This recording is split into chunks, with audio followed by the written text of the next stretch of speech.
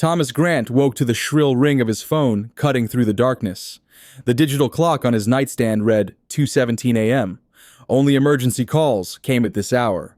His hand trembled slightly as he reached for the device. "Mr. Grant, this is Memorial Hospital. Your daughter Emma has been admitted in serious condition." The words hit Thomas like a physical blow. 20 minutes later, he was running through sterile hospital corridors, his Italian leather shoes squeaking against the polished floor. The nurse led him to a small room where 6-year-old Emma lay motionless on white sheets. Her golden hair spread across the pillow like a halo, but her face was barely recognizable beneath the bruises. An IV line ran into her tiny arm.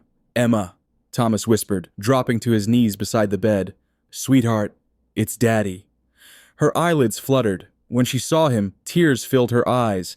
She tried to speak, but winced with pain. Thomas leaned closer. "Daddy," she whispered, her voice so faint he could barely hear it. "Please don't let me go back with Rachel. I'm so scared." The world around Thomas seemed to freeze. Before he could respond, the door opened, and Dr. Phillips entered, a grave expression on his face. "Mr. Grant, can I speak with you outside?" In the hallway, Phillips kept his voice low. "Your daughter has 3 broken ribs, a fractured wrist, and extensive bruising in various stages of healing. This indicates ongoing abuse, not a single incident." "That's impossible," Thomas said, his voice hollow. "My girlfriend Rachel said Emma fell down the stairs yesterday while I was on a business trip." The doctor's eyes hardened. "Mr. Grant, I've been treating child abuse cases for 20 years. These injuries are not consistent with a fall. We've already contacted Child Protective Services." Thomas stared blankly at the wall. Images flashed through his mind. Rachel's sweet smile when she first offered to help after Catherine died. Emma's increasing withdrawal over the past months. His own absence as he buried himself in work to escape the pain of losing his wife. "What about my son?" Thomas suddenly remembered. "Owen, he's 8 months old." "The baby was brought in with your daughter. He has some concerning bruising as well. We're keeping him for observation." Thomas felt his legs weaken beneath him. He steadied himself against the wall ice spreading through his veins. "I need to see my son." Later, sitting between his children's hospital beds, Thomas's mind wandered back to the beginning. Catherine had been the light of his life, her laughter filling their home with joy. When complications arose during Owen's birth, the doctors had tried everything. Thomas still remembered her final words, "Take care of our babies." Then she was gone, leaving him with a newborn son and a 5-year-old daughter. The grief had consumed him. As CEO of Grant Development, he had thrown himself into work, staying late at the office, taking international trips, anything to escape the empty house that no longer felt like home. Emma had stopped running to greet him with hugs. Owen grew from a newborn to a crawling baby, while Thomas remained a stranger to his own son. Then Rachel Turner had appeared like an angel sent from heaven. Catherine's close friend from college, she had stepped in to help with a gentle smile and capable hands, taking care of everything that was broken, including Thomas. "You can't do this alone," she had told him. "Catherine would want me to help." Thomas had been pathetically grateful, relieved to leave the childcare to someone who seemed to know what she was doing. If Catherine had been light, Rachel was his rescue. She held both children as if they were her own, caring for them with what seemed like perfect devotion. At least that's what he had believed. The door to the hospital room opened, pulling Thomas from his thoughts. A small woman with an official-looking badge stepped inside.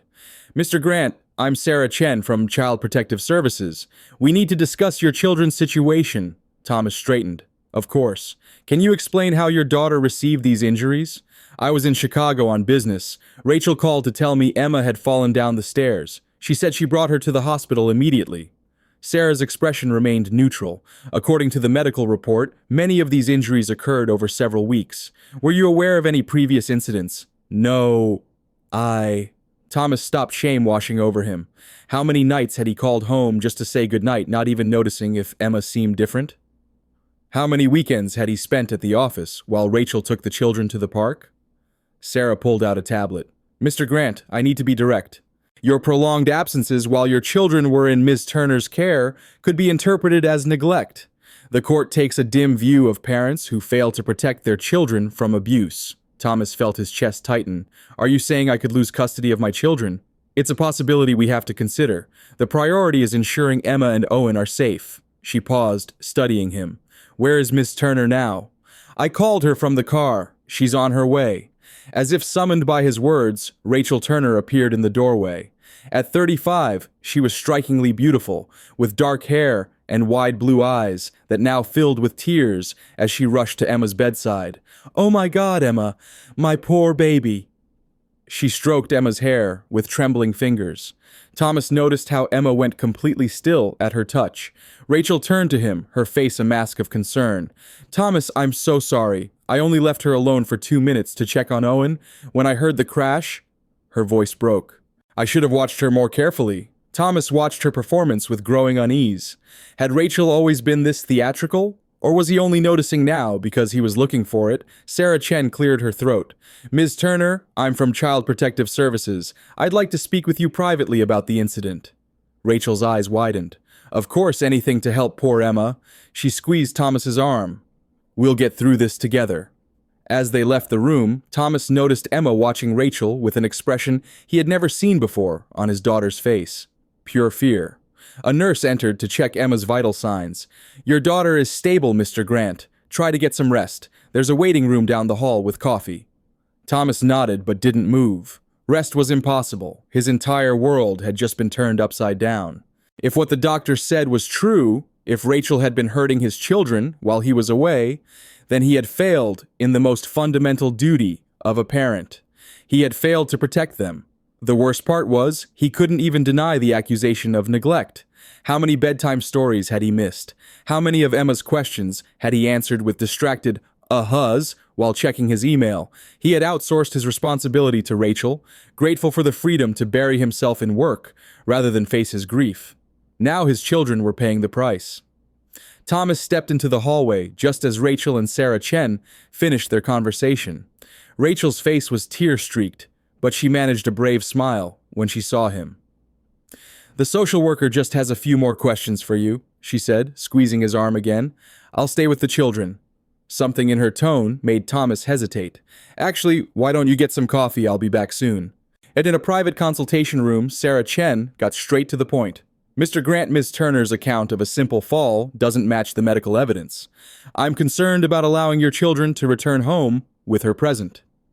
Thomas ran a hand through his silver-streaked hair. "What options do I have? You could request temporary sole custody while we investigate. But that would mean taking an immediate leave of absence from work to care for them full-time." She paused. "Can you do that?"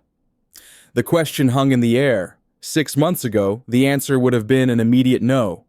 Grant Development was in the middle of a major expansion. There were contracts to sign investors to meet decisions that only the CEO could make. But sitting in that sterile hospital room, all Thomas could see was Emma's bruised face and the terror in her eyes when Rachel touched her. "Yes," he said firmly, "whatever it takes." Sarah studied him. "There will be a hearing in 72 hours to determine temporary custody arrangements. In the meantime, I recommend you start gathering evidence of your fitness as a parent." Thomas left the consultation room with a heavy heart and a growing sense of determination. As he approached his children's room, he saw Martha Reynolds, his longtime housekeeper, sitting beside Emma's bed. The elderly woman had worked for the Grant family since before Emma was born. She had been Catherine's confidant and Emma's surrogate grandmother. Martha looked up, her weathered face lined with concern. "Mr. Grant, I came as soon as I heard." "Thank you for being here, Martha." Thomas glanced around. "Where's Rachel? She said she needed to go home and pack overnight bags for you and the children." Martha's voice was carefully neutral, but something in her expression made Thomas pause. "Martha, I need to ask you something important. Have you noticed anything strange about Rachel's behavior with the children when I'm not home?" The housekeeper's hands twisted in her lap. She glanced at Emma, who had finally fallen asleep under the influence of pain medication. "Mr. Grant, I've wanted to speak to you for some time, but..." She trailed off, looking conflicted. "Please, Martha, I need to know the truth." Martha took a deep breath. "Rachel changes when you're not around. She's different. Strict with the children in a way that goes beyond normal discipline. She locks them in their rooms for hours. Emma has had many accidents that I never witnessed." "Why didn't you tell me?" Thomas demanded, anger flaring. "She threatened me." Martha admitted, her voice barely audible. Said she would tell you I was stealing if I said anything against her, that I'd lose my job and my reputation. Who would believe an old housekeeper over a charming young woman like her? Thomas felt sick. What else have you noticed? She's obsessed with your finances. I've seen her going through your office when you're away. And the way she speaks to Emma when you're not listening, Martha shuddered. It frightens me. Thomas was about to respond when Emma stirred. Her eyes fluttered open, focusing on Thomas with effort. Daddy. Her voice was thin with pain. I'm here, sweetheart. He took her small hand gently. Emma's eyes darted to the door, then back to her father. Is Rachel gone? Yes, for now. Emma seemed to relax slightly. She hurts Owen too. When he cries, she squeezes his arms until he stops. Thomas felt rage building inside him, hot and dangerous. Emma, why didn't you tell me? Tears filled her eyes. She said you wouldn't believe me, that you loved her more than us, that you'd send me away if I was bad. Each word was like a knife in Thomas's heart. What kind of father was he that his own daughter believed such lies, that she had suffered in silence rather than come to him? Listen to me, he said, his voice breaking with emotion. I love you and Owen more than anything in this world. I believe you, and I promise Rachel will never hurt either of you again. 2 days later, Emma and Owen were released from the hospital. Against the advice of Sarah Chen, Thomas took them back to their home rather than a hotel. He wanted the children in familiar surroundings, and he needed access to his home office to gather evidence. Rachel had moved into a guest room at his request, maintaining the charade that this was just a precaution until things were sorted out. Thomas installed a temporary bed in Emma's room so he could sleep beside his daughter. Owen's crib was moved in as well. Thomas was taking no chances with his children's safety. That night, after Emma and Owen were finally asleep, Thomas crept downstairs to his office. He needed to call his attorney, Michael Cohen. The 72-hour deadline was looming, and he needed legal advice urgently. Michael answered on the second ring, despite the late hour. Thomas, I've been waiting for your call. I need your help, Michael. My children are in danger, and I could lose custody of them. Slow down. Tell me everything. Thomas explained the situation while downloading hospital records to send to his friend. As he spoke, he heard a floorboard creak in the hallway outside his office. Thomas lowered his voice. Rachel has been abusing my children. I need to get her out of our lives permanently, without losing custody. Michael was silent for a moment. This won't be easy, Thomas. Family courts favor the status quo. If you've been an absent father while Rachel has been the primary caregiver, the judge might view her as more essential to the children's stability. But she's abusing them, which we need to prove. Testimony from a 6-year-old can be challenged. We need hard evidence. How do I get that she's too smart to leave a paper trail? Start recording everything. Set up cameras if you can do it discreetly. Document any suspicious behavior. And Thomas, yes, be careful. If she's as manipulative as you say, she'll fight back when cornered. After hanging up, Thomas sat in the darkness of his office, contemplating his next move. A slight sound at the door made him look up. Rachel stood in the doorway, a concerned expression on her face. She wore a silk robe tied at the waist, her dark hair falling loose around her shoulders. Thomas, are you coming to bed? Her voice was soft, concerned. I have some work to finish. His tone was deliberately neutral. You should get some sleep. Rachel stepped into the office, moving with the fluid grace that had once captivated him. You've been so distant since the accident. I know you blame me for what happened to Emma. Thomas had to fight to keep his expression impassive. I don't blame anyone. I'm just worried about my daughter. Rachel sighed, perching on the edge of his desk. We're all worried, but the doctor said she'll make a full recovery. She placed her hand on his arm. We'll get through this together, just like we got through losing Catherine. The comparison of Emma's abuse to Catherine's death made Thomas's blood boil, but he forced himself to remain calm. Rachel was testing him, looking for signs that he suspected her. He couldn't tip his hand yet. I just need some time, he said, removing her hand gently but firmly. Rachel's eyes narrowed slightly before her face smoothed into an understanding smile. Of course, take all the time you need. She leaned down to kiss his cheek. I love you, Thomas. I love our family. Our family. The words rang false in his ears. As she left, Thomas noticed something odd. Rachel didn't go back upstairs to the guest room. Instead, she turned toward the kitchen, Curious, Thomas waited a few minutes before following. The kitchen was empty, but the door to the basement was slightly ajar. Silent as a shadow, Thomas crept down the stairs. A light shone from his wine cellar converted years ago into a home office for Catherine. Rachel sat at the old desk, Thomas's laptop, open before her. She was scrolling through files, occasionally stopping to take pictures with her phone. Thomas remained hidden in the shadows, watching as she accessed his private financial records, property holdings, and most disturbingly, his will. After 15 minutes, Rachel closed the laptop and stood. Thomas retreated quickly up the stairs, making it back to his office before she emerged from the basement.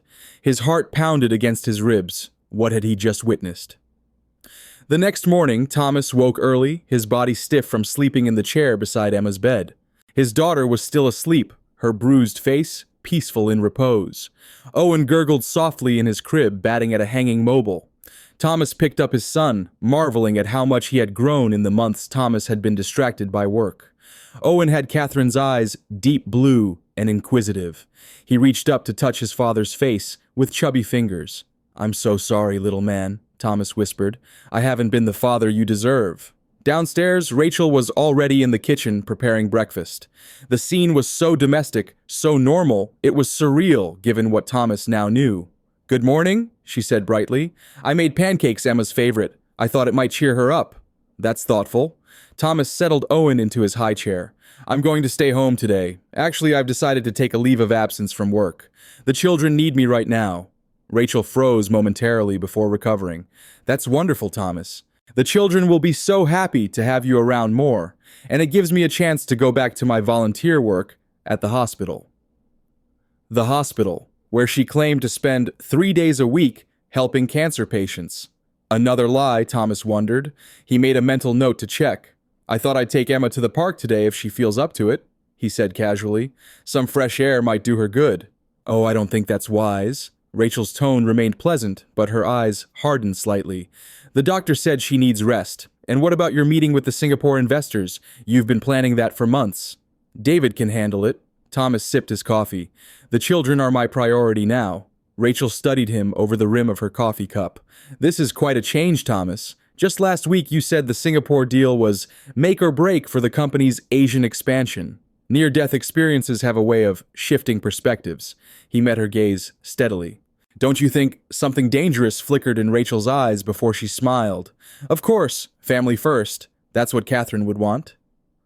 The mention of his late wife in Rachel's mouth made Thomas's skin crawl, but he forced himself to smile back. The game had begun. Rachel was suspicious, and he needed to be careful.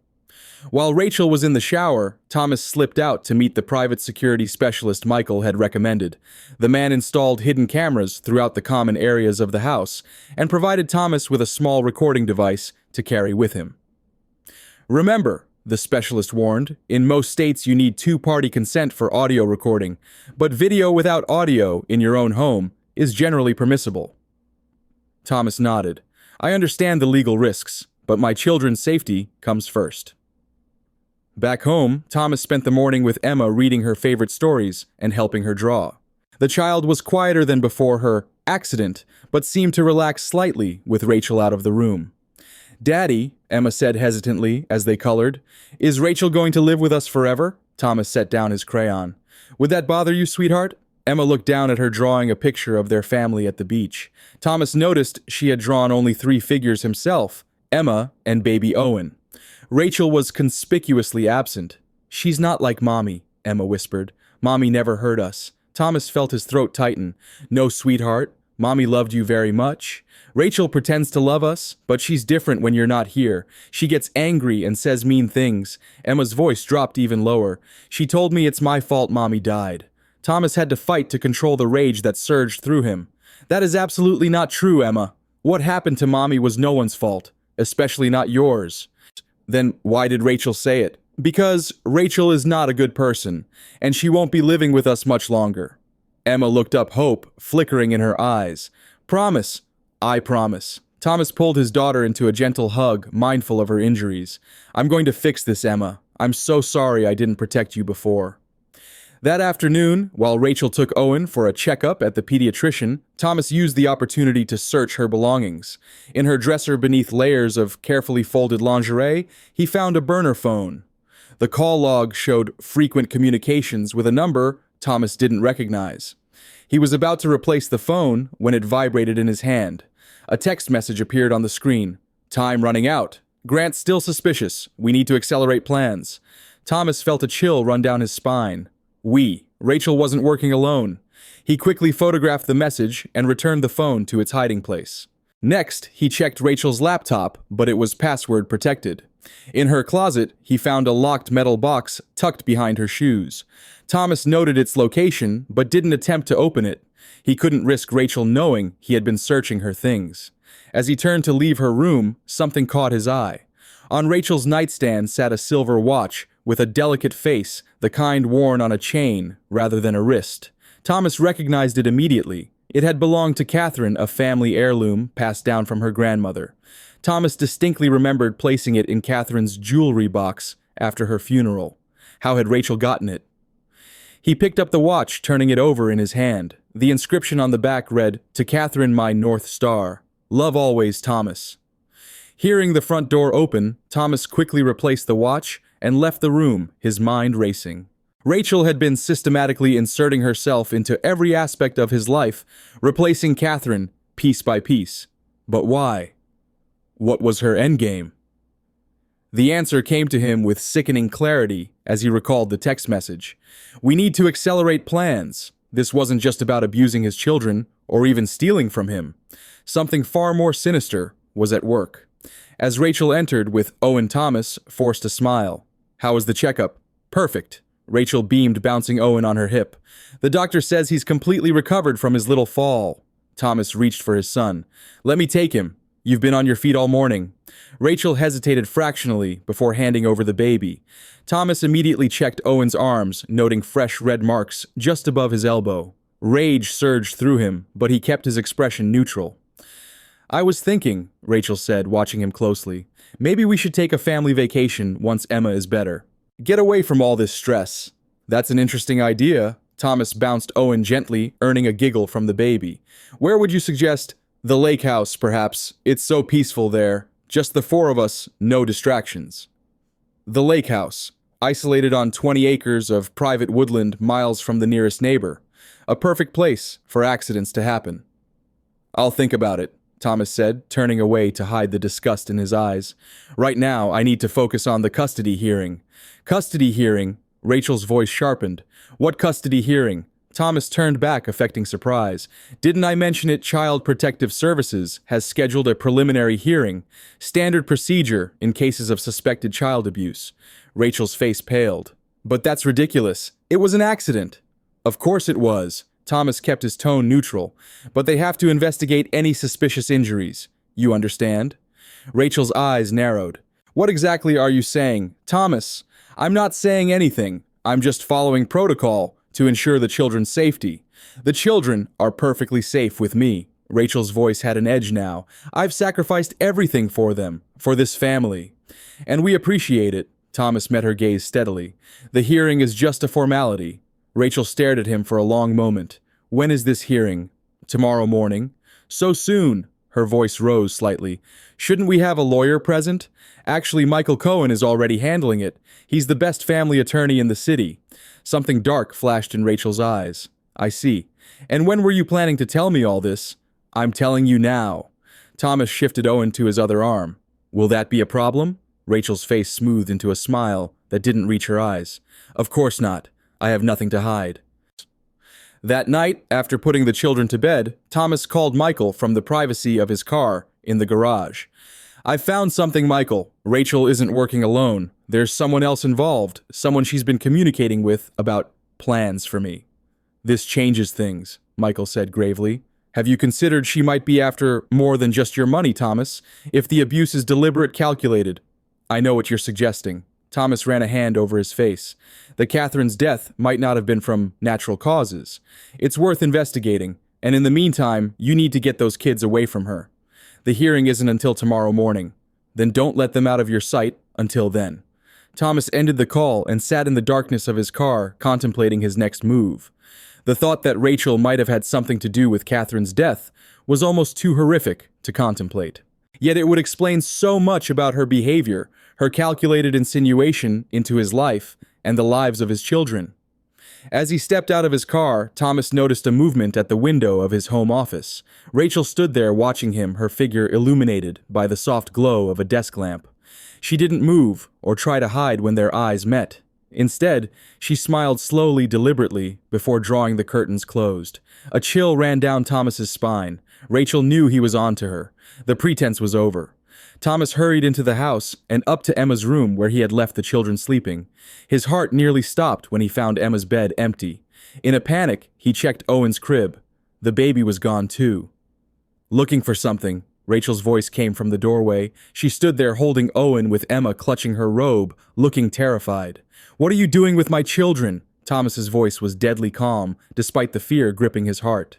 "Our children," Rachel corrected. "I was just taking them to the kitchen for a late-night snack. Poor Emma had a nightmare. Didn't you, sweetie?" Emma said nothing, her eyes wide with fear as she looked between the adults. "Emma, come here," Thomas said gently, extending his hand. The little girl hesitated, glancing up at Rachel. "Go on," Rachel said, her voice sweet but her eyes hard. "Go to Daddy." Emma ran to Thomas, who lifted her into his arms, despite her size. She clung to him, trembling. "And my son." Thomas held out his other arm. Rachel's smile tightened as she clutched Owen closer.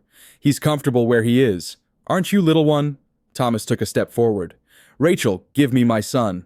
"You know, Thomas, I've been thinking about our conversation earlier." Rachel bounced Owen lightly, ignoring his request. "About the custody hearing." "What about it?" "It seems rather unnecessary. A family matter like this, surely we can resolve it between ourselves." Child Protective Services thinks otherwise. Rachel's expression hardened. "They're overreacting to an unfortunate accident, just like you are." "An accident." Thomas's voice was flat. "Like the bruises on Owen's arms, like the broken ribs and fractured wrist, like the months of terror my children have lived with while I was too blind to see it." Rachel's mask of sweetness fell away. "You have no idea what I've done for this family, the sacrifices I've made. Give me my son, Rachel, now." Something dangerous flashed in her eyes. "Or what you'll call the police create a public scandal." "Think of your reputation, Thomas. Think of what the board will say when they hear the great Thomas Grant was too busy making millions to notice his children were being abused under his own roof. I don't care about my reputation." Thomas took another step toward her. "All I care about are my children." Rachel laughed a cold sound that made Emma flinch. "Since when you practically abandoned them after Catherine died? If it weren't for me, they would have been raised by nannies and housekeepers." "You're right." Thomas's admission seemed to surprise her. "I failed them. I was selfish and cowardly, running from my grief instead of being the father they needed. But that ends now." For a tense moment, they stood facing each other, Owen between them like a shield. Then Rachel's expression changed, calculation replacing anger. "Let's be reasonable, Thomas. We both want what's best for the children. I got a little strict with discipline, perhaps, but my intentions were good." Her voice softened. "We can work this out, the four of us together." Thomas wasn't fooled by her abrupt change in tactics. "It's too late for that, Rachel. I want you out of my house and out of our lives." Rachel's face hardened again. "You'll regret this, Thomas. You have no idea who you're dealing with." Before Thomas could respond, the sound of a car pulling into the driveway interrupted them. Rachel looked startled, then composed herself. "Expecting company?" she asked. "That would be Michael Cohen. I asked him to come over to discuss tomorrow's hearing." Rachel's eyes narrowed. In the middle of the night? How convenient. The doorbell rang, echoing through the house. Thomas didn't take his eyes off Rachel. "Emma, sweetheart, go downstairs and let Mr. Cohen in. Tell him to come upstairs." Emma hesitated. "But Daddy..." "It's okay. Go on." As Emma hurried out of the room, Rachel's grip on Owen tightened. The baby began to fuss. "You're hurting him," Thomas said quietly. "This isn't over, Thomas." Rachel's voice was cold. "Not by a long shot." "Actually, it is." Thomas held her gaze steadily. "I know about the burner phone. I know about your plans. I even know you've been accessing my financial records and will." Rachel's face paled. "You've been spying on me, protecting my family, something I should have done from the beginning." Footsteps on the stairs announced Michael's arrival with Emma. Rachel glanced toward the door, calculating her options. With a final glare at Thomas, she handed Owen to him. Fine, take him, but don't think this changes anything. Thomas cradled Owen close, checking him quickly for injuries. The baby settled against his chest, tiny hands clutching his shirt. Michael Cohen appeared in the doorway, his expression grave. Emma half hid behind his leg, peering anxiously into the room. "Everything all right in here, Thomas?" Michael asked, his eyes moving between Thomas and Rachel. "Everything's fine," Thomas replied, not taking his eyes off Rachel. "Ms. Turner was just leaving?" "Leaving?" Rachel's laugh was brittle. "In the middle of the night? I've booked you a room at the plaza," Thomas said calmly. "Your belongings will be delivered tomorrow." Rachel's eyes blazed with fury, but with Michael present, she kept her composure. "This is ridiculous. We can discuss this in the morning like rational adults." "The car is waiting outside," Michael said. "I took the liberty of arranging transport." Rachel looked from Thomas to Michael, then to the children. A cold smile spread across her face. "Very well. I'll go for now." She stepped close to Thomas, lowering her voice. "But remember, Thomas, you started this war, and you have no idea what I'm capable of." She turned and walked out, her back straight, her movements controlled. Thomas didn't relax until he heard the front door close. Michael raised an eyebrow. "Charming woman." Thomas sank onto the bed, still holding Owen close, his adrenaline crashing. "Thank you for coming. I brought what you asked for." Michael handed Thomas a folder. "Background check on Rachel Turner, or should I say, Rebecca Thompson?" Thomas looked up sharply. "What?" Michael nodded grimly. "Rachel Turner doesn't exist. The woman you've been living with created that identity 5 years ago. Before that, she was Rebecca Thompson, and she has quite a history." Thomas opened the folder, with trembling fingers, Owen still clutched to his chest. The first page showed a younger version of Rachel, her hair lighter, but her eyes unmistakable. The report detailed multiple accusations of fraud, suspected involvement in the deaths of 2 wealthy older men, and most disturbingly, a connection to Thomas's brother Andrew. "Andrew," Thomas looked up in shock. "My brother is involved in this. It appears they've known each other for at least 3 years. There are multiple phone records, hotel bookings, money transfers." The revelation struck Thomas like a physical blow. Andrew, his only living relative, the brother he had supported through rehab, paid gambling debts, forgiven a job to when no one else would hire him. "Why?" Thomas whispered. "What could he possibly gain by hurting my children?" Michael's expression was grim. "According to your will, if anything happens to you and your children, Andrew inherits everything." Thomas stared at the folder in his hands, the revelation of Andrew's betrayal like ice in his veins. His own brother had conspired against him, against Emma and Owen. The thought was almost too painful to comprehend. "How long?" Thomas asked, his voice hollow. "How long has this been going on?" Michael Cohen sat across from him in the living room, the first light of dawn creeping through the windows. They had been up all night reviewing the evidence against Rachel, or Rebecca, as she was really named. "From what we can piece together, Rebecca Thompson met your brother about 3 years ago at a casino in Atlantic City. Andrew was in significant debt at the time." Michael flipped through his notes. "Shortly after she appears in Catherine's social circle, introducing herself as Rachel Turner, childhood friend from Connecticut. Catherine never mentioned her before then," Thomas said, the memories flooding back. "But suddenly, Rachel was everywhere. Helping with the baby shower, bringing meals, when Catherine was on bed rest." His voice trailed off as a terrible thought occurred to him. Michael, could Rachel have had something to do with Catherine's death? Michael's expression was grave. "The timing is suspicious. Rachel became your live-in nanny within weeks of Catherine's passing, and the complications that killed Catherine were unexpected for someone with her medical history." Thomas closed his eyes, grief and rage warring within him. "I want Catherine's death investigated, discreetly." "Already on it," Michael confirmed. "I've contacted a forensic pathologist who specializes in reviewing suspicious deaths. If there's anything to find, he'll find it." Emma's small voice came from the doorway. "Daddy?" Thomas turned to see his daughter standing there, in her pink pajamas, clutching the teddy bear she'd had since infancy. Dark circles shadowed her eyes, evidence of too many sleepless nights. "Hey, princess." Thomas forced a smile. "You're up early." Emma approached cautiously, glancing at Michael before climbing onto Thomas's lap. "Is Rachel really gone?" "Yes, sweetheart. She won't be coming back." Emma studied his face with solemn eyes. She'll try. She always says she gets what she wants. Thomas exchanged glances with Michael over Emma's head. What else does Rachel say when I'm not around? Emma hesitated, twisting the ear of her teddy bear. She talks on the phone to a man. She calls him Andy. They talk about money and the lake house. Emma's voice dropped to a whisper. And about accidents. Thomas felt his blood run cold. What kind of accidents, Emma? Bad ones. Emma's eyes filled with tears. She said you would have an accident like Mommy did. Michael stood abruptly. I'm calling Judge Harrison right now. We need an emergency restraining order. As Michael stepped out to make the call, Thomas held Emma close, his mind racing. The custody hearing was 6 hours away, 6 hours in which Rachel and Andrew could plan their next move. Emma, I need you to be very brave and tell me everything Rachel said about these accidents. Can you do that? Emma nodded against his chest. She told Andy that first the children would have accidents, then you would be so sad, you'd have one too. Her voice trembled. She said it would look like you hurt us, and then yourself because you were sad about Mommy. Thomas fought to control the rage that threatened to consume him. These people had terrorized his daughter using her grief and fear as weapons. Listen to me, Emma. Nothing is going to happen to you or Owen or me. I promise. We're going to be safe, and Rachel is never going to hurt any of us again. Cross your heart? Emma asked, looking up with eyes too old for her 6 years.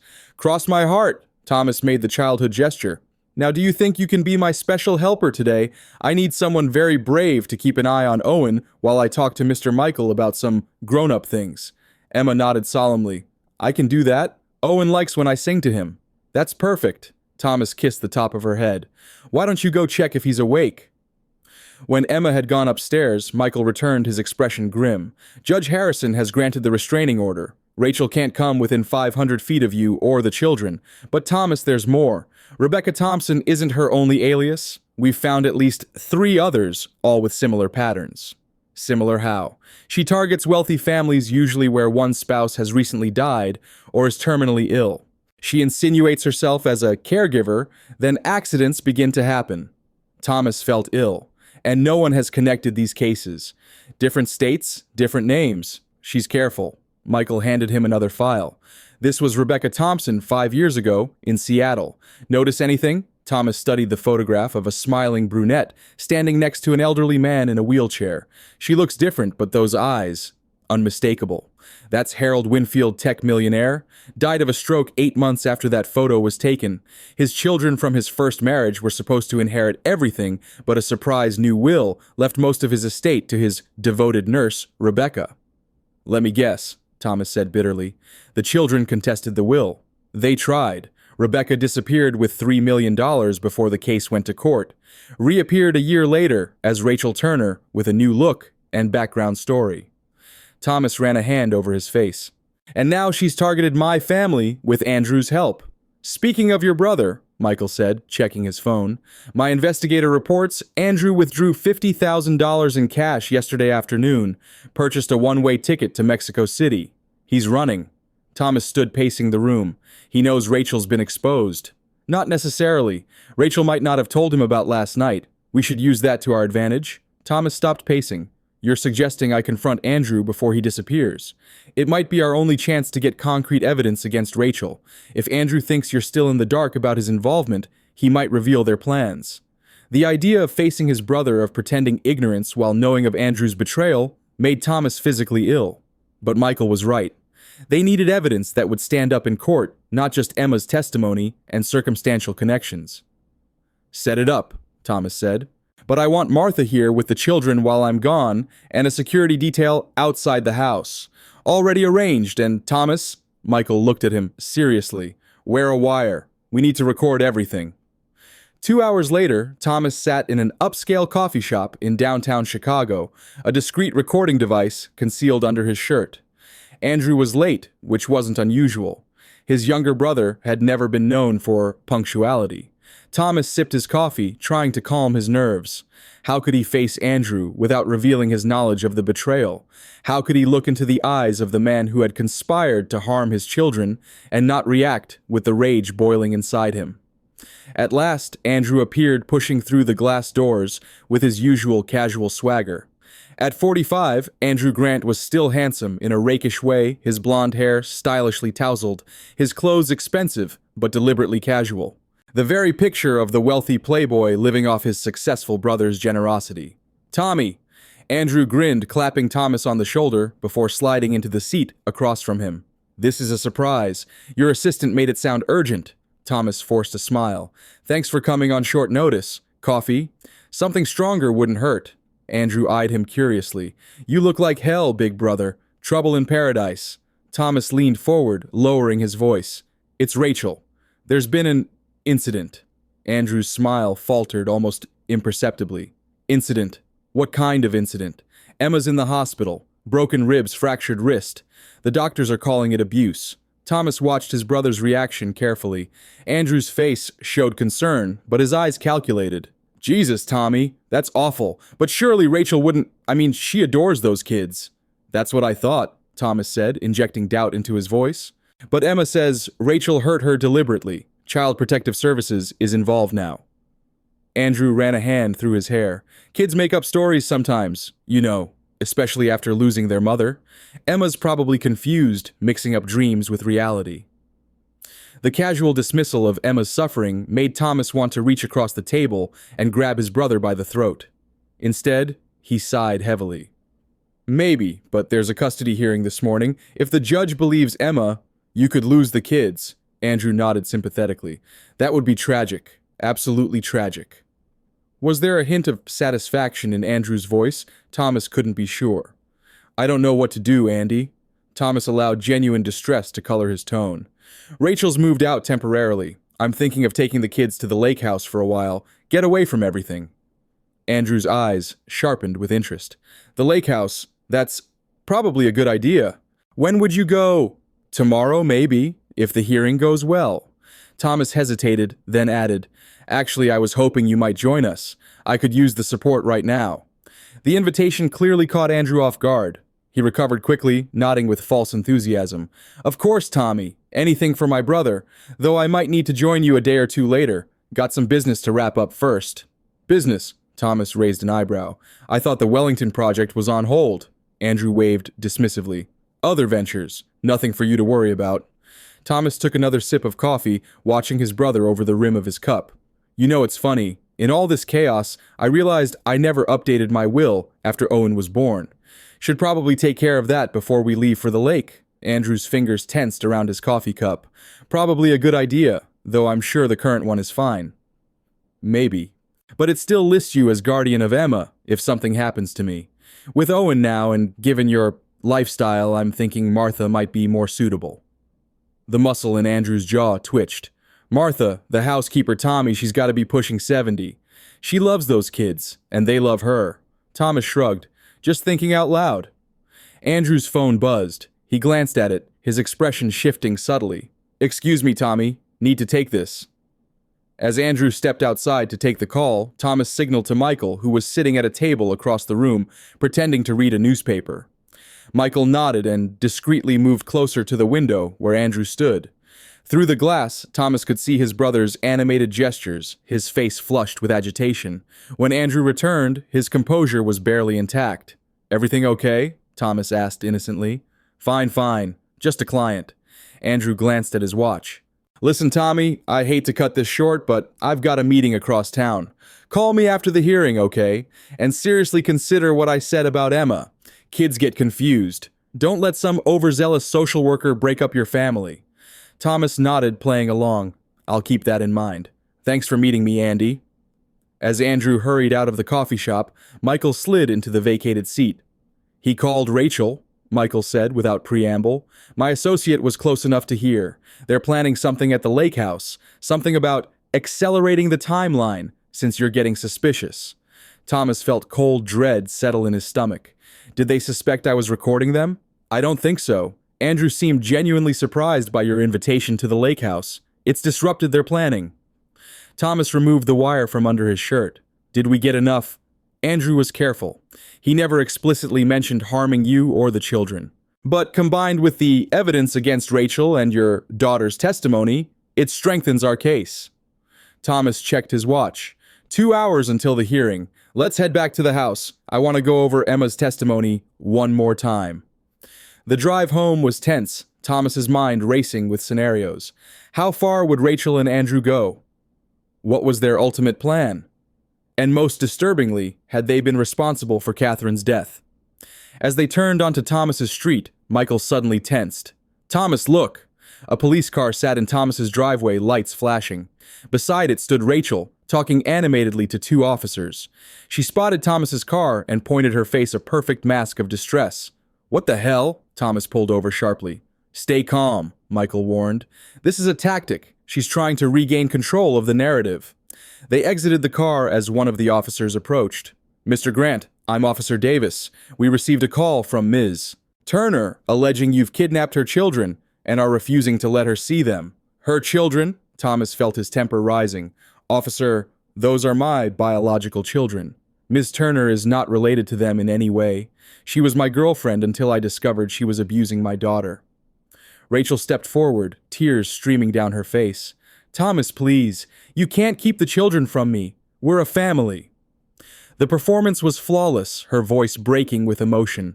Thomas had to admire her skill even as he despised her duplicity. Officer Michael interjected, "I'm Michael Cohen, Mr. Grant's attorney. We have a temporary restraining order against Ms. Turner issued by Judge Harrison this morning." He produced the document. "She is legally prohibited from coming near this house or the Grant children." The officer examined the paperwork with a frown. "This appears to be an order, ma'am. You shouldn't be here." Rachel's expression shifted from distress to outrage. "This is ridiculous. Thomas is manipulating the system. Those children need me." "What they need," Thomas said coldly, "is to be protected from someone who broke my daughter's ribs and fractured her wrist, someone who left bruises on my infant son, someone who has been planning God knows what with my brother."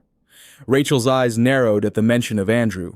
For the first time, uncertainty flickered across her face.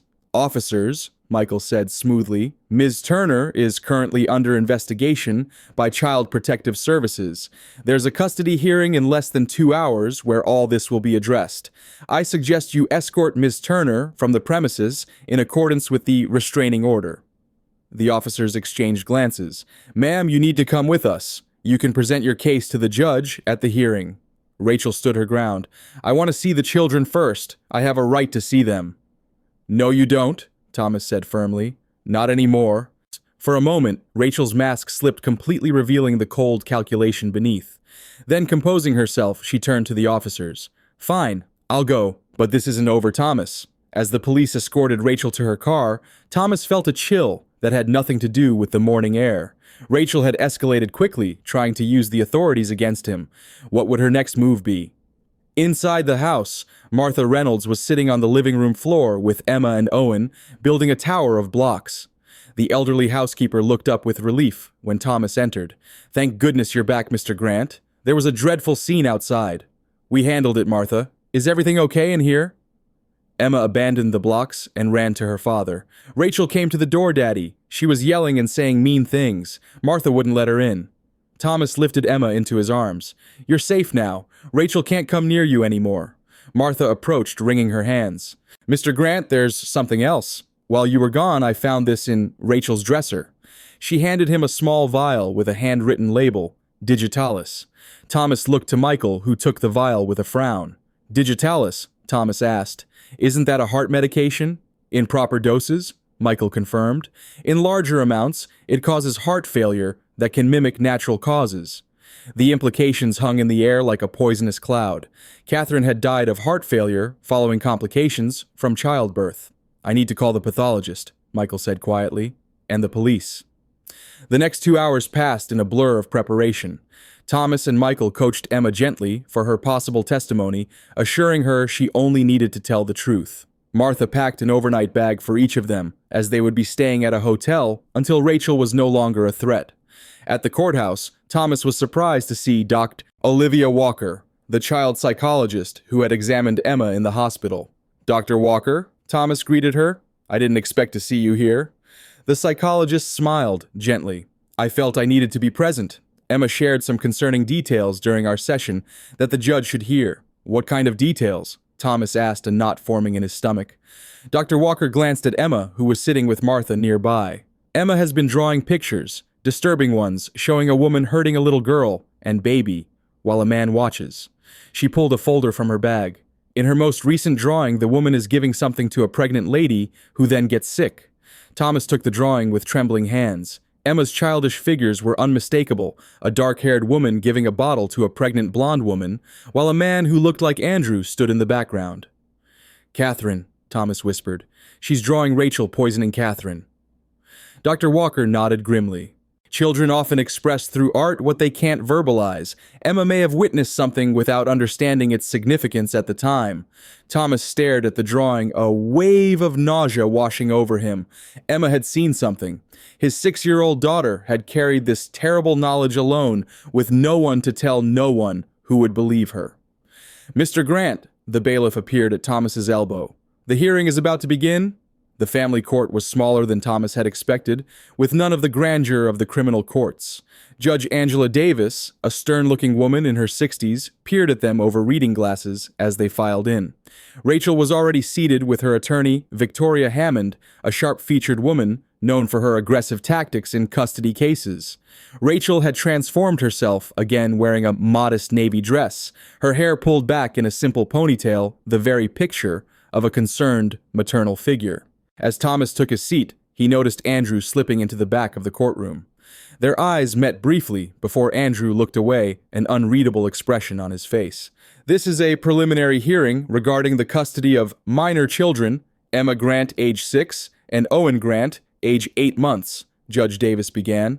"I understand there are allegations of abuse against Ms. Rachel Turner, the children's primary caregiver. Mr. Cohen, please present your case." Michael rose, his manner respectful but firm.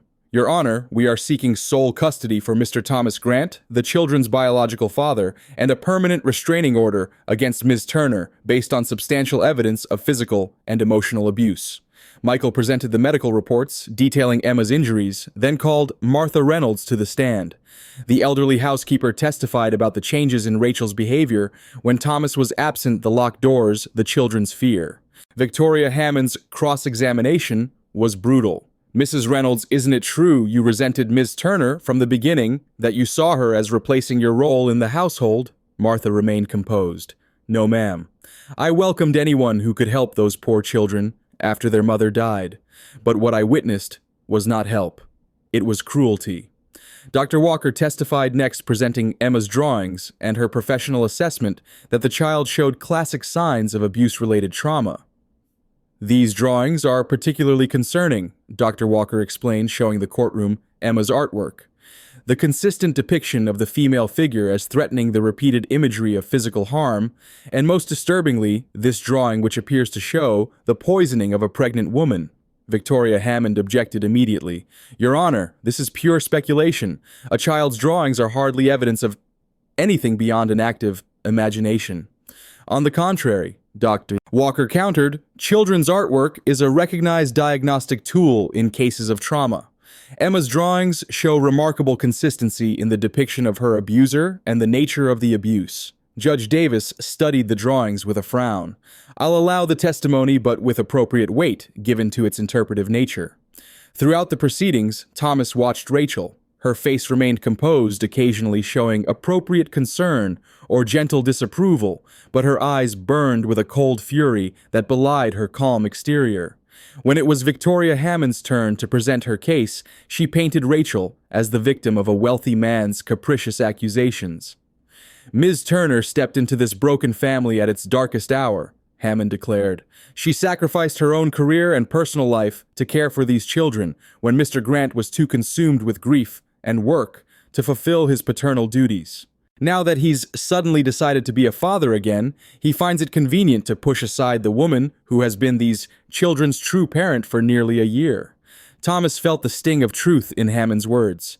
He had abdicated his responsibilities, leaving his children vulnerable to Rachel's machinations. The knowledge of his failure burned like acid in his chest.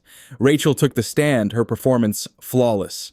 Tears filled her eyes as she described her love for the children, her efforts to help them heal after their mother's death, her shock at Thomas's accusations. "I would never hurt Emma or Owen," she said, her voice breaking. "They're like my own children. Sometimes Emma needs firm guidance. She's been acting out since her mother died, but abuse never." "And how do you explain the medical evidence?" Michael asked during cross-examination. The broken ribs, the fractured wrist. Rachel dabbed at her eyes with a tissue. Emma has always been an active child. She climbs trees, jumps from furniture.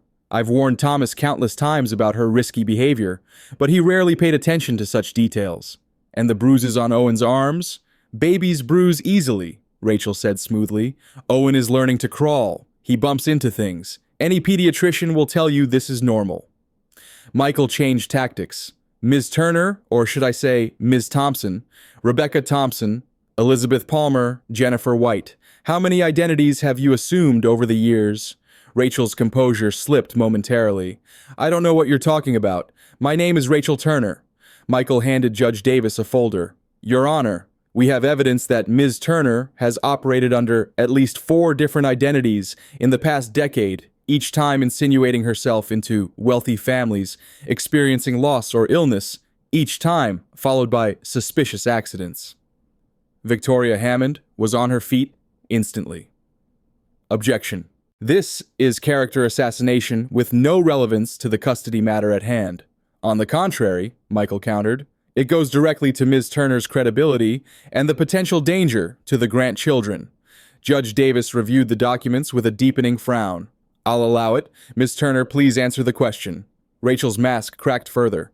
People change their names for many reasons. Privacy, fresh starts. There's nothing sinister about it. And your relationship with Andrew Grant? Michael pressed. How long have you been conspiring with Mr. Grant's brother? At the back of the courtroom, Andrew half rose from his seat, then thought better of it, and sat down again. Conspiring. Rachel laughed, though the sound held no humor. Andrew is Thomas's brother. Of course I know him. There's no conspiracy. Michael produced the phone records showing frequent communication between Rachel and Andrew, the hotel bookings, the money transfers.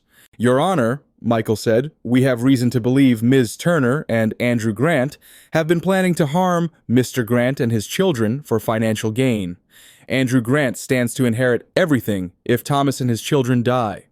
The courtroom erupted in murmurs. Judge Davis banged her gavel. Order, Mr. Cohen, these are extremely serious allegations. Yes, Your Honor, they are, and we are prepared to prove them. Michael turned back to Rachel. Ms. Turner, can you explain why digitalis was found in your possession? A drug that in high doses can cause heart failure, similar to what killed Catherine Grant. Rachel's face went pale. That's a plant. Martha must have put it there. She's always hated me. Your Honor, Michael said, we request that Emma Grant be allowed to testify. She has crucial information regarding Miss Turner's behavior and intentions. Judge Davis looked troubled. Is that necessary? The child has already been through significant trauma. Emma has requested to speak, Your Honor. She understands the importance of telling her story. After a moment's consideration, Judge Davis nodded. Very well, but I want this handled with the utmost sensitivity. Emma entered the courtroom, holding Martha's hand, her small face solemn. She wore a simple blue dress, her golden hair tied back with a ribbon. When she saw Rachel, she faltered, pressing closer to Martha. It's okay, sweetheart, Judge Davis said, gently coming down from her bench to sit in a chair at Emma's level. No one is going to hurt you here. I just want to ask you a few questions, okay? Emma nodded, her eyes huge in her pale face. Can you tell me what happens when you're at home with Rachel? Judge Davis asked. Emma glanced at her father, who gave her an encouraging nod. When Daddy is home, Rachel is nice. Emma began, her voice small but clear. She smiles and talks sweet and makes good food. But when Daddy goes away, everything changes. How does it change, Emma? Rachel gets mean. She yells and says bad words. She locks me and Owen in our rooms if we make noise or make a mess. Emma's voice quavered. Sometimes she doesn't give us much food. She says we're being greedy if we ask for more. Thomas felt each word like a physical blow, the evidence of his failure to protect his children laid bare. Has Rachel ever hurt you physically, Emma? Judge Davis asked gently. Emma nodded, tears filling her eyes. She grabs my arms really hard when I do something wrong. And she grabbed Owen too, even though he's just a baby. Last week she got really mad when I spilled juice and pushed me down the stairs. Then she told Daddy I fell. Victoria Hammond stood. Your Honor, children often exaggerate or confuse discipline with abuse. Emma is clearly repeating stories her father has coached her to tell. I'm not lying, Emma cried, suddenly indignant. Rachel hurt me and Owen lots of times, and she hurt my mommy too. A hush fell over the courtroom. "What do you mean, Emma?" Judge Davis asked carefully. "I saw her," Emma said, her voice dropping to a whisper. "Before Owen was born, when Mommy was really big in her tummy, Rachel came to help, but she put something in Mommy's tea when no one was looking. Mommy got sick after that." Rachel shot to her feet. "This is absurd. The child is making up stories." "Order!" Judge Davis banged her gavel. "Ms. Turner, sit down immediately." Emma continued gaining confidence. "Rachel talks to Uncle Andy on the phone about accidents. She says Daddy needs to have an accident like Mommy did. She says they need to hurry before Daddy changes his will." From the back of the courtroom, Andrew Grant stood abruptly and headed for the exit. A bailiff moved to block his path. "Your Honor," Michael said, "we request that Andrew Grant be detained for questioning regarding these allegations." Before Judge Davis could respond, Rachel's composure shattered completely. "You stupid little brat," she shrieked at Emma. "You were supposed to be asleep. No one would have believed you anyway."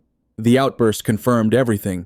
The courtroom erupted in chaos as Judge Davis banged her gavel repeatedly.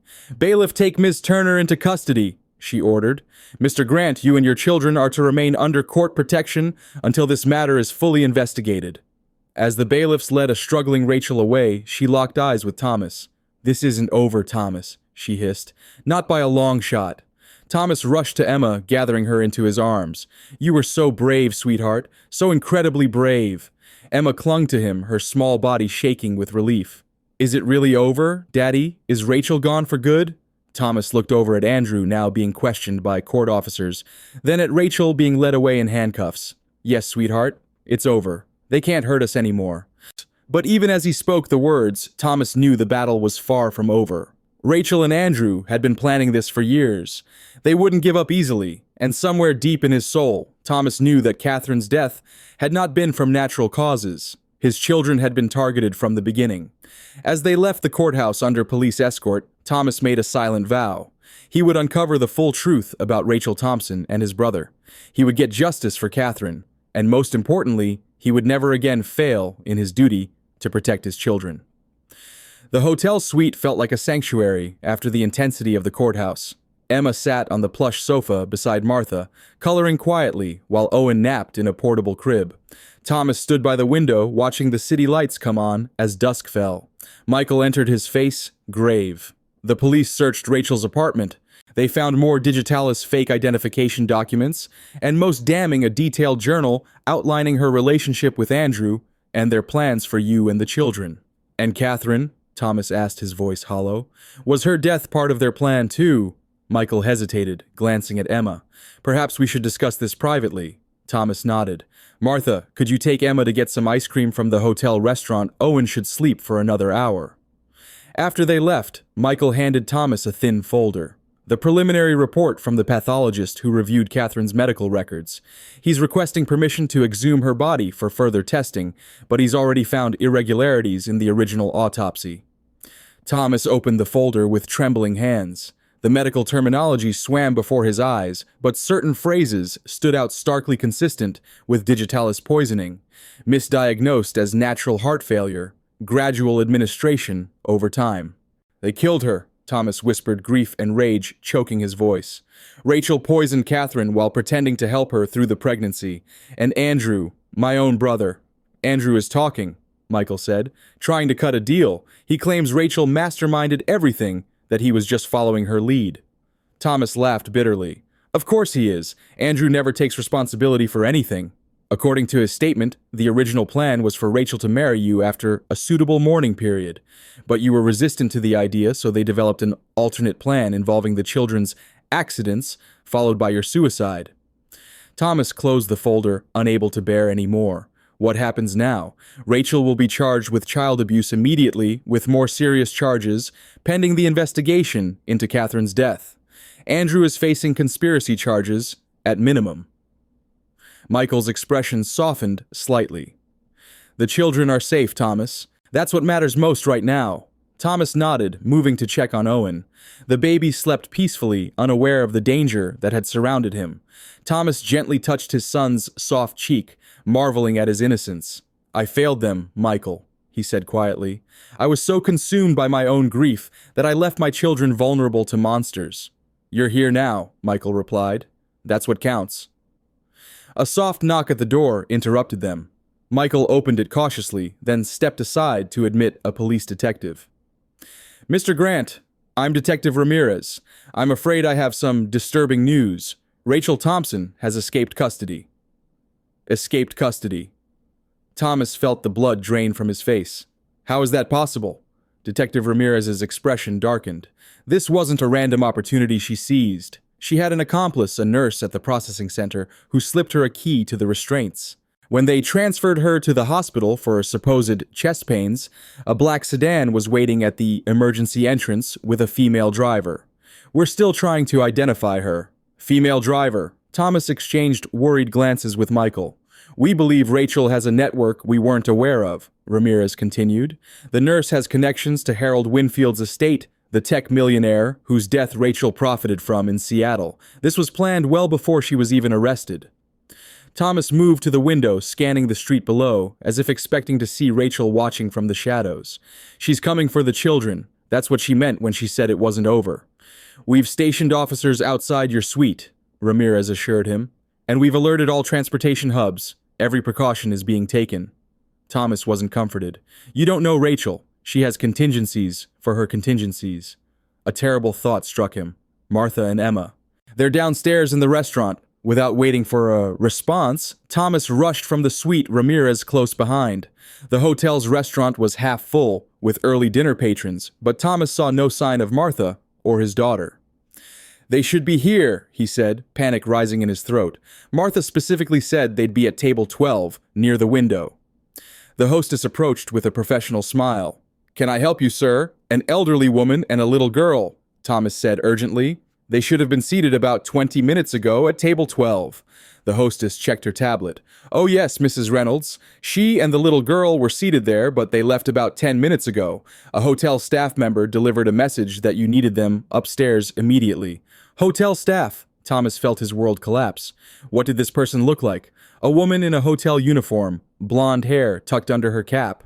She had proper ID, and the hostess's smile faltered at Thomas's expression. "Is something wrong?" Ramirez was already on his radio. "All units, we have a possible child abduction in progress at the Parkview Hotel. Elderly woman and 6-year-old girl, suspect posing as hotel staff." The hotel's security office was a cramped room filled with monitors. The head of security quickly accessed the restaurant footage. There, Thomas pointed as Martha and Emma appeared on screen seated at their table.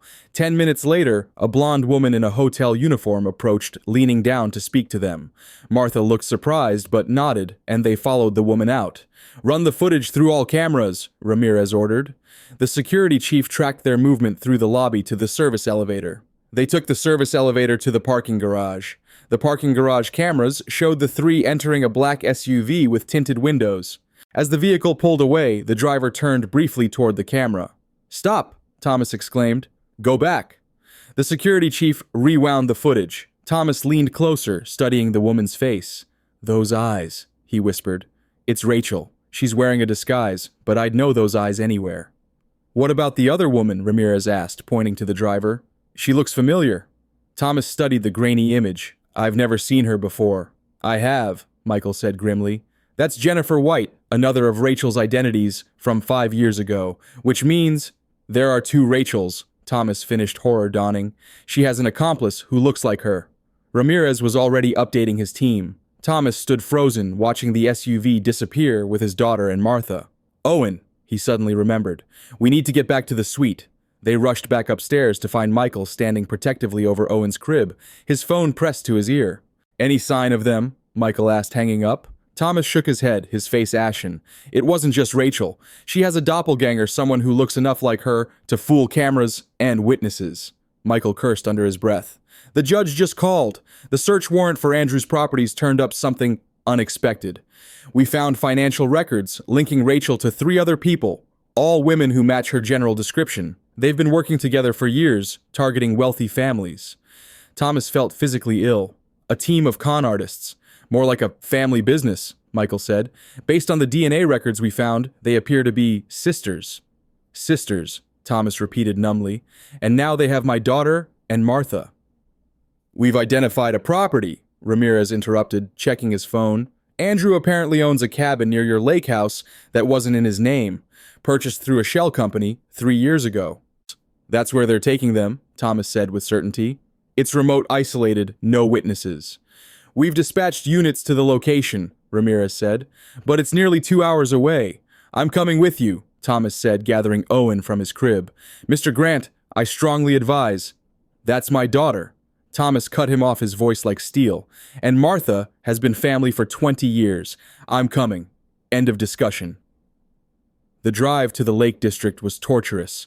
Thomas clutched Owen to his chest in the back seat of Ramirez's unmarked police vehicle, the baby mercifully asleep despite the tension surrounding him. They won't hurt Emma, Michael said from the front passenger seat as Ramirez drove with lights flashing but siren silent. They need her as leverage. You don't know what Rachel's capable of, Thomas said. She poisoned Catherine over months watching her suffer. And Emma... His voice broke. Emma saw it happening. That little girl has carried this knowledge alone all this time. His phone rang an unknown number. Thomas answered immediately, putting it on speaker. Hello, Thomas. Rachel's voice was calm, almost pleasant. I assume by now you've discovered our little detour with Emma and the old woman. If you harm one hair on her head... Now, Rachel interrupted smoothly. Is that any way to talk to someone holding all the cards? Emma's fine. For now. So is Martha, though I can't promise her heart can take much more excitement at her age. What do you want, Rachel? I want what's always been rightfully mine. Her voice hardened. You were supposed to be mine. Those children were supposed to be mine. That was the plan until you started getting suspicious. The plan... Thomas couldn't contain his disgust. You killed my wife. You abused my children. You were never going to be part of this family. Catherine was weak. Rachel spat, her composure cracking. She didn't deserve you or your fortune. I've spent years preparing for this, Thomas. Years playing the devoted friend, the perfect nanny. I earned this life. Thomas struggled to keep his voice level. Tell me what you want now. How do we end this? A pause. Then bring Owen and come to Andrew's cabin. Alone? No police? I'll text you the address. You have 1 hour. If I see anyone but you and the baby Emma, pays the price. The call disconnected. Moments later, a text arrived with GPS coordinates. You can't go alone, Ramirez said immediately. It's a trap. Of course it is, Thomas agreed. But I'm still going. We'll position our team in the woods surrounding the cabin, Ramirez said. But we need a way to communicate when it's safe to move in. Thomas nodded grimly. Then a thought struck him. Wait, Emma's teddy bear, Mr. Cuddles. The teddy bear, Ramirez looked confused. It has a hidden camera inside, Thomas explained. Emma used it to record Rachel's abuse. She always keeps it with her. If she has it now... Michael was already making a call. Dr. Walker has the access code. If the bear is still active and in range, we might be able to see inside the cabin.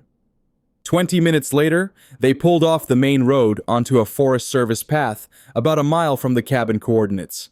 Several unmarked police vehicles were already stationed there. One of the officers approached with a laptop. We've accessed the feed from the teddy bear, he reported. It's active, but the signal is weak. We're only getting intermittent footage. Thomas peered at the screen. The image was grainy and kept freezing, but he could make out a rustic cabin interior. Emma sat on a sofa, Martha beside her. The elderly woman had a bruise on her cheek, but appeared otherwise unharmed. Emma was clutching Mr. Cuddles to her chest, the bear's hidden camera capturing the room at an odd angle. Two women moved in and out of frame. One was unmistakably Rachel, her blonde wig discarded. The other looked remarkably like her, but with subtle differences in facial structure, the sister, presumably. They're both armed, Ramirez noted, pointing to the handguns visible in their waistbands. The audio crackled to life. Should have been here by now, Rachel was saying. Maybe he called the police, the other woman suggested. He won't risk his precious daughter, Rachel replied, confidently. And if he does well... She glanced at Emma with a chilling smile. We have other options. Thomas felt rage burning in his chest. I need to get in there now. Ramirez handed him a small device. This goes in your shoe. 3 quick taps, and we move in. But Thomas, he looked the father in the eye, try to get them separated. 2 armed suspects makes this exponentially more dangerous. Thomas secured Owen in a carrier on his chest. If I'm not out with both Emma and Martha in 30 minutes, come in regardless. Don't wait for the signal. Michael gripped his shoulder. Be careful. They're desperate now, which makes them unpredictable. The short drive to the cabin felt like crossing into another world. The narrow dirt road wound through dense forest, ending at a small clearing where a rustic cabin stood smoke rising from its chimney. Thomas parked his car and took a deep breath, gently touching Owen's head. Before approaching the door, before he could knock, the door swung open. Rachel stood there, her natural dark hair pulled back severely from her face. She wore practical clothes now, jeans and a black sweater, and her eyes were cold and calculating. "Right on time," she said, stepping aside. Always the reliable businessman. As Thomas entered, he saw Emma on the sofa, her eyes lighting up at the sight of him. Martha sat beside her, back straight, despite the bruise darkening on her cheek. "Daddy," Emma cried, starting to rise. "Stay there, brat." Rachel snapped her hand, moving to the gun in her waistband. "Family reunion comes later." The second woman emerged from what appeared to be a back bedroom. Up close, the resemblance to Rachel was even more striking, though this woman was slightly taller and thinner. "This is my sister Vanessa," Rachel said with a cold smile. "You've never met, but she's been watching your family for years. She was the one who first suggested Catherine as a target, actually." Thomas fought to keep his expression neutral, despite the surge of rage. "I'm here, Rachel, just like you asked. Now let Martha and Emma go." Rachel laughed, the sound brittle. "You're not in a position to make demands, Thomas. Put the baby in the playpen over there and step back." Thomas complied gently, laying Owen in the portable playpen set up in the corner. The baby immediately began to fuss, reaching for his father. "Now," Rachel said, "let's discuss our future arrangements." "There are no arrangements to discuss," Thomas replied coldly. "It's over, Rachel. The police know everything about Catherine, about your network of sisters, about Andrew's involvement. You can't disappear this time." "Can't we?" She exchanged glances with Vanessa. "We have new identities prepared, Thomas. New documents, new lives. For our family." "We are not a family." "We could have been." Something like genuine regret flickered across Rachel's face. "If you had just fallen for me like you were supposed to, none of this would have been necessary. Catherine was never right for you. Too soft, too conventional. I could have given you so much more." "Catherine was my wife," Thomas said, voice steady, despite his fury. "The mother of my children, the love of my life. You were never going to replace her." Rachel's expression hardened. "Well, it's too late for regrets now. Here's what's going to happen. You're going to sign these papers." She gestured to documents spread on a table. "Transferring guardianship of the children to me in the event of your death. Then you're going to write a suicide note confessing to abusing Emma and expressing your remorse." "And then what?" Thomas asked, already knowing the answer. "You kill me and disappear with my children." "They'll be well cared for," Rachel said, as if offering a consolation. "I've always wanted children. Emma will adjust eventually, and Owen won't even remember you." Thomas glanced at Emma, whose blue eyes were wide with fear, but also a startling determination. She clutched Mr. Cuddles tighter to her chest, and Thomas realized the bear's camera was still transmitting to the police outside. She gave him the smallest of nods, and Thomas understood his daughter was far braver than he had ever imagined. "Before I sign anything," Thomas said carefully, "I want to speak with Emma. Alone." "Not a chance," Rachel scoffed. "Just for a minute, a father's goodbye." "Surely you can grant me that much." Rachel exchanged glances with Vanessa, then nodded reluctantly. "1 minute, right here where we can see you. No whispering." Thomas moved to the sofa, kneeling before Emma. He took her small hands in his eyes searching her face. "Are you okay, sweetheart?" he asked gently. Emma nodded. "I'm scared, Daddy, but I'm being brave. Mr. Cuddles is helping me." Thomas understood immediately. "You're the bravest person I know, Emma." He squeezed her hands. "I need you to listen carefully. When I say the word now, I want you to drop to the floor and pull Martha down with you. Can you do that?" Emma's eyes widened slightly, but she nodded again. "Yes, Daddy. That's my girl." Thomas pressed a kiss to her forehead before standing. "Touching," Rachel said sarcastically. "Now sign the papers, Thomas. My patience is wearing thin." Thomas moved to the table, picking up the pen Rachel had left beside the documents. He scanned the pages, quickly legal forms for guardianship transfer, a typed suicide note awaiting his signature. "You really thought of everything," he said, stalling for time as he calculated the distance between the sisters and their weapons. "We always do." Rachel stepped closer, watching as he poised the pen over the signature line. "It's what makes us so good at this." "Just one question," Thomas said, looking up at her. Why, Catherine? Why not just pursue me directly? Why kill an innocent woman? Something like genuine emotion crossed Rachel's face. Because she had everything I ever wanted. The perfect husband, the beautiful home, the adoring daughter. It should have been mine. You never even knew me before Catherine died, Thomas said, bewildered. How could you have wanted what was hers? Rachel's smile was chilling. Oh, Thomas, I've known who you were for years, ever since Andrew started working for your company. He used to talk about his successful brother, the perfect life you had. I decided then that it should be mine instead. The pieces clicked into place. Andrew introduced you to Catherine. You became her friend, deliberately planning to take her place all along. Smart man, Rachel nodded appreciatively, though it took you long enough to figure it out. Now sign the papers. We're done talking. As Thomas pretended to read the documents, he noticed a movement in the hallway behind Rachel. A figure appeared briefly in the shadows, Andrew, looking haggard and uncertain. Their eyes met for a brief moment before Andrew stepped back out of sight. Thomas looked down at the document, then at Owen in the playpen, at Martha watching him with steady eyes, and finally at Emma, his brave little girl, still clutching Mr. Cuddles. Now, he shouted, lunging toward Rachel. Emma reacted instantly, pulling Martha to the floor as Thomas tackled Rachel. The gun discharged with a deafening report, the bullet splintering wood somewhere above their heads.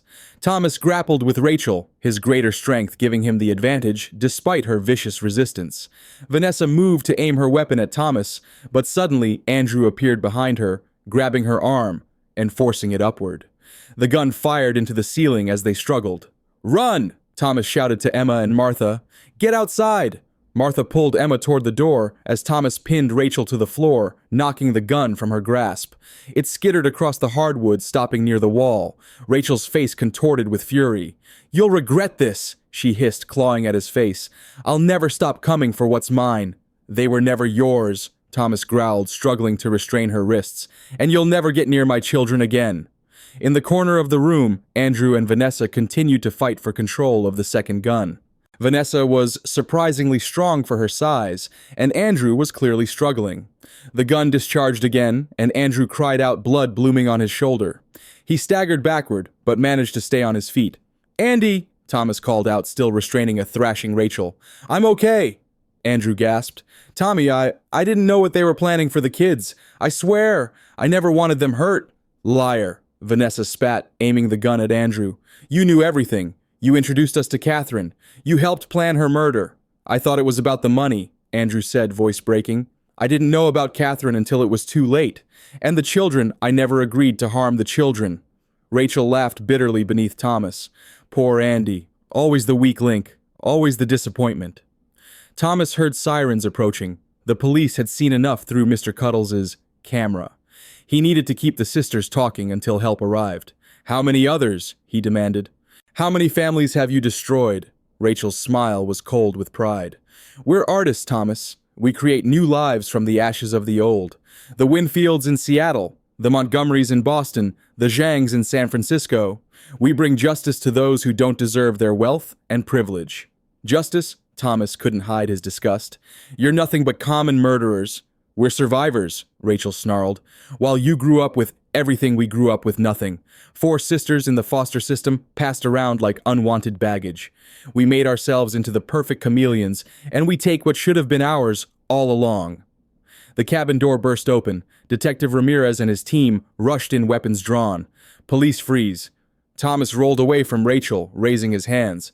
"She's unarmed now. The gun's by the wall." Officers secured Rachel as Ramirez moved to where Vanessa still held her weapon, now pointed at Andrew. "Drop the gun," Ramirez ordered. "It's over." Vanessa's eyes darted around the room, calculating even now. For a terrible moment, Thomas thought she might start shooting. Then slowly, she lowered the weapon. "This isn't over," she said calmly. "This is merely an intermission. Family takes care of family." As officers led the sisters away in handcuffs, paramedics entered to tend to Andrew's wound. Thomas rushed to Owen, gathering the baby in his arms. The infant had remarkably slept through most of the chaos, only now beginning to stir. "Mr. Grant," an officer approached. "Your daughter and Mrs. Reynolds are safe in the police car." Thomas hurried outside, Owen clutched to his chest. Emma sat in the back of a police cruiser, still holding Mr. Cuddles tightly. When she saw her father, her face lit up with pure joy. "Daddy!" she cried, scrambling out to run into his arms. "You did it! You beat the bad ladies!" Thomas knelt, balancing Owen in one arm while embracing Emma with the other. "We did it together, Emma. You and Mr. Cuddles were the real heroes today." Emma looked down at her teddy bear. "He helped us, didn't he? Just like I knew he would." "Yes, sweetheart. Your secret camera bear helped the police see what was happening inside." Martha approached, looking shaken but dignified despite the bruise on her cheek. "Mr. Grant, I'm so sorry. That woman had a hotel ID. I should have been more careful." "This isn't your fault, Martha," Thomas said firmly, putting an arm around her shoulders. "They had been planning this for years. I'm just thankful you're both safe." As the sisters were placed in separate police vehicles, Rachel caught Thomas's eye through the window. She mouthed something that sent a chill down his spine. Not over. Andrew was being loaded into an ambulance, his shoulder bandaged. Thomas approached Emma, still clinging to his side. "Tommy," Andrew said weakly, "I know you won't believe me, but I didn't know they were going to hurt the kids. I thought it was just about the money." Thomas studied his brother's face, searching for truth. "Why, Andy? Why did you do this to us?" Andrew's eyes filled with tears. "I was drowning in debt. Rachel found me at my lowest point, made me feel special needed. By the time I realized what she really was, I was in too deep." He looked away in shame. "I deserve whatever happens next." "Uncle Andy helped at the end," Emma said unexpectedly. "He stopped the other bad lady from shooting you, Daddy." Andrew looked at his niece in surprise, then back at Thomas. "I know I can't ever make this right, but I had to try to do one good thing, at least." Thomas felt nothing but emptiness where his anger had been. "I don't know if I can ever forgive you, Andy, but Emma's right. You did help us today. That's something." As Andrew was loaded into the ambulance, Detective Ramirez approached Thomas. "We've found evidence of an extensive criminal network in Rachel's possession. 4 sisters operating across 5 states for over a decade. This is much bigger than we thought." "Will they go away for good?" Thomas asked, thinking of Rachel's ominous parting message. "With the evidence we have now, plus what was already gathered about Catherine's death, they're looking at multiple life sentences." Ramirez hesitated. "But Thomas, there's something else you should know. We found communication suggesting they have other accomplices we haven't identified yet." Thomas felt a chill despite the warm evening. What kind of accomplices? People they've groomed over the years. People who might still be loyal to them. Ramirez's expression was grave. "I strongly recommend you and your family relocate, at least temporarily." That night, in a different hotel under police protection, Thomas sat with Michael Cohen, reviewing their options. Emma and Owen were asleep in the bedroom, with Martha keeping watch over them. "The DA is moving quickly," Michael reported. "Rachel and Vanessa Thompson are being held without bail pending multiple charges, kidnapping, attempted murder, child abuse. And when the exhumation results come back for Catherine, will it ever be truly over?" Thomas asked quietly.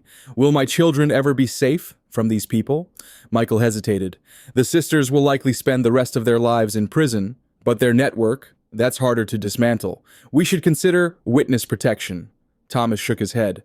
"I won't have my children grow up looking over their shoulders, changing their names, losing their identity. There has to be another way." "Then we create our own security. New home, new security systems, carefully vetted staff." Michael's expression softened. "Thomas, you've already proven you'll do anything to protect your family. That's what matters most." 6 months later, Thomas stood in the garden of their new home in a different state, watching Emma and Owen playing under the watchful eye of their security team, former military personnel who had become like extended family. The house was smaller than their previous mansion, but filled with warmth and light. Martha had her own suite on the ground floor and had taken to baking cookies with Emma every Saturday morning. Thomas had restructured his business to allow him to work primarily from home, stepping back from the CEO role to focus on what truly mattered: his family. The company was thriving under the new leadership team, and Thomas found he didn't miss the constant travel and late nights at the office. Dr. Olivia Walker's car pulled into the driveway for Emma's weekly therapy session. Though the frequency of these visits had decreased, Emma still benefited from the gentle guidance that helped her process her trauma. "Dr. Walker's here," Thomas called out. Emma looked up from the sandcastle she was building with Owen. "Can I show her my new pictures I drew our family tree for school?" Of course you can, sweetheart. Thomas smiled. Emma's artwork had evolved from the dark, frightening images of the past to bright, hopeful depictions of their new life. As Olivia approached, Thomas greeted her warmly. "How are you? I should be asking you that," she replied with a smile. "You're the one who had the meeting with the prosecutor yesterday." Thomas nodded, his expression turning serious. All four sisters have now been charged in Catherine's death. The DNA evidence from the exhumation was conclusive traces of digitalis-matched samples found in Rachel's possession. "That must bring some closure," Olivia said quietly. "It does, and it doesn't." Thomas watched Emma showing Owen how to shape the sand into towers. Nothing will bring Catherine back, but at least now Emma knows that people believe her, that what she saw really happened. And Andrew, testifying against the sisters in exchange for a reduced sentence. Thomas's feelings about his brother remained complicated. Andrew had written numerous letters of apology from prison attending therapy and addiction treatment. Thomas had finally answered one letter last month, not with forgiveness, but with acknowledgement of Andrew's efforts to change. The DA thinks he'll serve 5 years with good behavior. How do you feel about that? Thomas considered the question carefully. Part of me wants to hold on to the anger forever, but Emma asked me something last week that I can't stop thinking about. What was that? She asked if being angry at Uncle Andy forever would make Mommy happy. Thomas's voice softened. Out of the mouths of babes, right? Catherine always believed in second chances. Maybe someday I can find a way to honor that part of her. Emma spotted them talking and ran over sand clinging to her shorts. "Dr. Olivia, want to see the special sandcastle we made? It has a moat and everything." "I'd love to see it, Emma." Olivia smiled, allowing herself to be led by the hand. As they walked away, Martha joined Thomas on the patio. "Mr. Grant, this came for you today." She handed him an envelope. "It's from the prison." Thomas tensed. All mail was screened now, but anything from the prison where Rachel and her sisters were held still made his heart race. He opened it carefully. Inside was a brief official notice Rachel Thompson had been found dead in her cell, that morning apparent suicide. The preliminary investigation suggested she had been planning it for weeks, hoarding medication. A note found in her possession had contained just 3 words, "Family endures always." Thomas felt a complex wave of emotions, relief, disbelief, and a lingering unease. Rachel had been the mastermind, the most dangerous of the sisters. With her gone, perhaps the threat truly was diminishing. "Is everything all right, sir?" Martha asked, noting his expression. "Yes," Thomas said, tucking the letter away. "Actually, I think it might be." That evening, after putting the children to bed, Thomas sat on the porch swing, listening to the night sounds of their suburban neighborhood. So different from the isolated mansion they'd left behind with its echoing halls and shadowed corners. Here neighbors checked in on each other. Children rode bikes on sidewalks. Normal life unfolded all around them, healing in its ordinariness. The security system beeped softly as the night shift arrived, a reminder that normal didn't mean unprotected. Thomas had found the balance between vigilance and paranoia, creating a life where his children could feel both safe and free. His phone buzzed with a text from Michael. "Call me when you can. Important update on Vanessa's case." Thomas was about to call when he heard a soft voice from the doorway. "Daddy? I had a dream."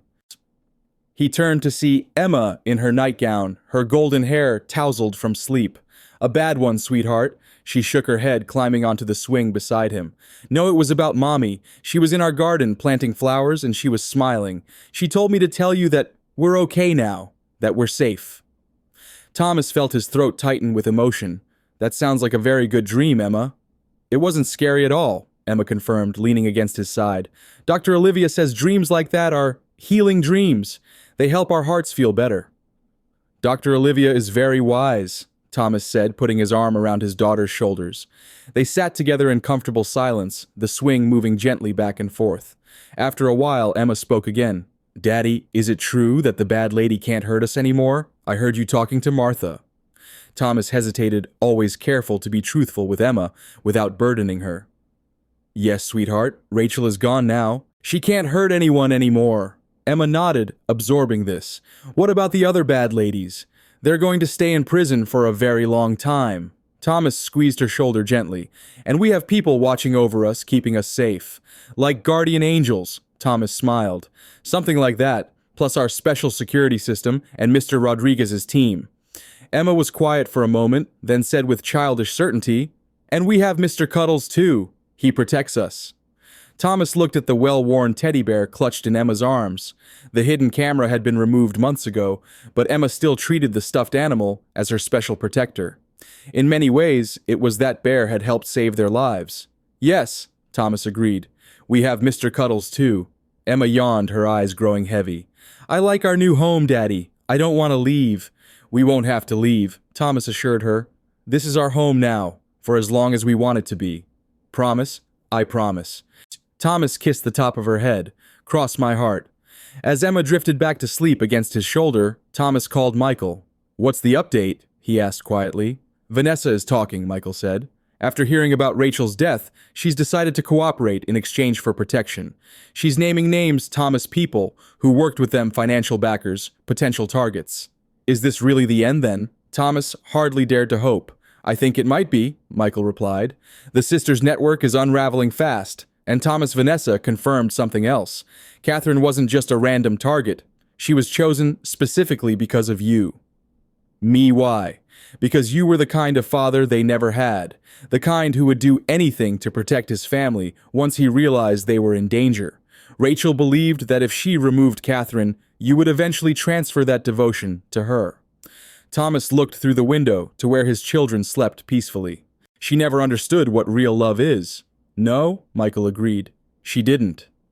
After ending the call, Thomas remained on the porch swing, contemplating all that had happened. The silver watch that had belonged to Catherine, retrieved from Rachel's possessions, now sat on his bedside table, a reminder of what had been lost and what had been saved. Thomas carried Emma back to bed, tucking the covers around her. In the adjacent room, Owen slept peacefully, his small chest rising and falling with each breath. Thomas stood in the doorway between his children's rooms, watching over them. "I'll always protect you," he whispered. "Always."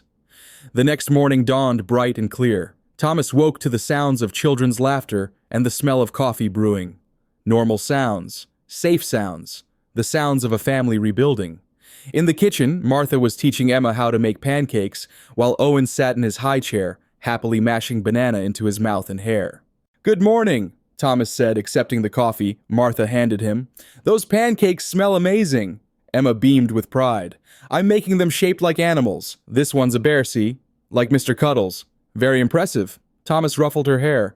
"You're becoming quite the chef." "Like Mommy," Emma said confidently. "Martha says Mommy made the best apple pie in the whole world." "She certainly did." Thomas met Martha's eyes over Emma's head, sharing a moment of appreciation for the child's healing progress. Emma could now speak of Catherine with joy rather than only grief or fear. After breakfast, Thomas helped the children get ready for the day. Emma had school, Owen had playgroup, and Thomas had work calls to make from his home office. Ordinary responsibilities, precious in their normalcy. As Thomas knelt to tie Emma's shoes, she suddenly threw her arms around his neck. "I love you, Daddy." "I love you too, sweetheart," Thomas said, holding her close. "More than anything in this world." "And Owen too." "And Owen too," Thomas confirmed with a smile. Emma pulled back, her expression serious beyond her years. "And we love you, so you don't have to be sad anymore, okay?" Thomas felt his heart swell with emotion. "Okay, Emma, I promise." As they walked out to the waiting car, security protocols still in place, but less intrusive now, Thomas took his children's hands. Owen on his left, Emma on her right. Together they walked down the path toward the future, a family reclaimed from the shadows, stepping bravely into the light. That night, after the children were asleep, Thomas opened the small, silver box Catherine had given him on their first anniversary. Inside was a letter he hadn't been able to read since her death, her words too painful to face. But tonight, something felt different. "My dearest Thomas," Catherine had written, "if you're reading this, it means our journey together has been cut short. But know this, the love we shared will never truly end. It lives on in our children, in the lessons we taught each other, in every sunrise that reminds you life goes on, even after the darkest night." Thomas traced her handwriting with his finger, feeling not just grief now, but gratitude. "Promise me you won't let sorrow define you. Promise you'll find joy again, that you'll show our children how to embrace life with all its beauty and pain. They will need your strength, your kindness, your laughter, especially your laughter." For the first time in years, Thomas felt a sense of peace settle over him. The sisters had tried to destroy everything Catherine had built, but in the end, they had failed. Love had proven stronger than their hatred, truth stronger than their lies. As Thomas placed the letter back in its box, his phone chimed with a text message from Michael. Final sister in custody. It's truly over now. Yen Thomas stepped out onto the porch, gazing up at the stars that Catherine had loved so much. Somewhere in the night, an owl called to its mate. The security lights cast a gentle glow over the garden where Emma and Catherine's favorite flowers had just begun to bloom. "We made it, Catherine," he whispered to the night sky. "We're home."